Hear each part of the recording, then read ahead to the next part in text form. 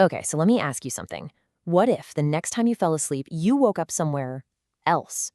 Not in your bed, not even in your own body. That's exactly what happens to these 14s who get zapped into the super weird, pretty dangerous reality they call the soul world. Right? Imagine that. You wake up, you're all shimmery and see-through, and the very first thing your friend asks is, "Are we dead?" That is exactly where our story kicks off, with a whole lot of confusion and one massive question. So, yeah, they've landed in the soul world. And honestly, how each of them reacts in these first few moments, it tells you everything you need to know about who they are. It really sets the stage for all the drama to come. All right, so let's meet the crew. You've got Diesel, the daredevil who just wants to have fun. Then there's Rev. He's the analyst, he's got to figure out the rules. Abby, she's all about finding whoever's in charge. And then there's Evan. He's been here before. He seems more solid than the others, and he knows this is definitely not a game. So, of course, Diesel and Abby just rush off to do their own things. But Evan, he's the only one who really gets what's going on, and he tries to warn them. He's like, guys, this place is way more like a war zone than a playground. He lays out these 4 critical survival rules. Figure out who your friends and enemies are, know what your mission is, find some powerful allies, and this one's a big one, avoid the traps. But the real question is, with half the team already gone, is anyone even listening? And speaking of not listening, Diesel is about to find out the hard way that in the soul world, ignoring good advice has some immediate and frankly pretty creepy consequences. Oh yeah, that's Diesel for you. He thinks he's completely invincible, treating this bizarre new world like his own personal theme park, flying around like he's the star of the show. But here's the thing, he's not alone out there. Something is drawn to all that reckless energy, this weird worm-like creature that wraps around him and just starts feeding on his light.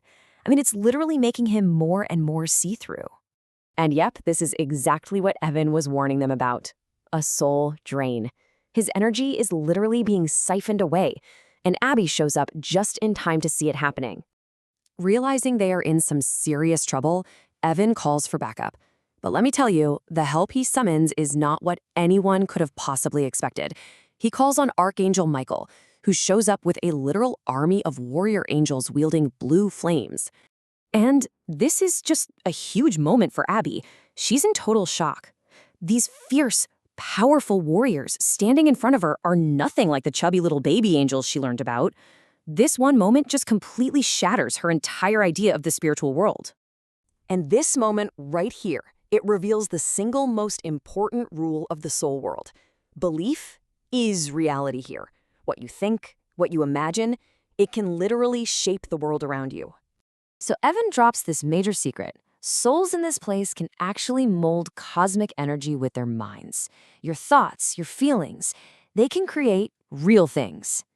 But, and this is the dangerous part, your mind can also attract things that are really, really not good for you.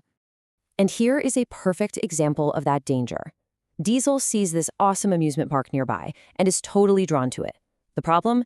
He didn't make it. It's actually a massive trap built by monsters specifically to lure in souls and drain them dry. The fact that these monsters even exist kicks off this huge debate. Abby's like, my creator is all-powerful, so he must have made everything, including these dark spirits. But Evan completely disagrees, and this sets up a major clash of worldviews. So Evan hits her with this classic dilemma that puts her faith to the test. If a single creator is pulling all the strings and is in total control of everything that happens, does that mean you don't actually have free will? Rev, the analyst, jumps in with this, well, it's a genuinely disturbing analogy. He challenges this whole idea of divine justice by asking, okay, what's worse? A parent who threatens to chop off your hand for stealing a cookie, or one who just lets a sadistic neighbor do it for them? It's a dark way to frame it, for sure, but it makes you think. And this really gets to the core of Abby's character. She finally admits that her belief, it's not about logic, it's about something way more primal. It's about an overwhelming fear of what the alternative might be. For her, belief is basically a shield against terror. But even with this intense philosophical argument happening, the team knows they have to pull it together. With their new warrior angel allies, they've got to go rescue Diesel from the ultimate spiritual tourist trap. But as they get closer to the park, they see this chilling sign. It's got its own sinister rules. It says it's free to enter, but you have to pay your debts before you can leave. And to top it off, no angels allowed. So their backup can't even go in with them. And then boom, just like that, they're back, they wake up, they meet at school the next day, and a very confused Diesel asks the one question that is on all of their minds. Did you guys have the same dream as I did? But Evan? He's certain. He tells them it was not a dream. They were really there. Which leaves us, and them, with this final, really thought-provoking question to chew on.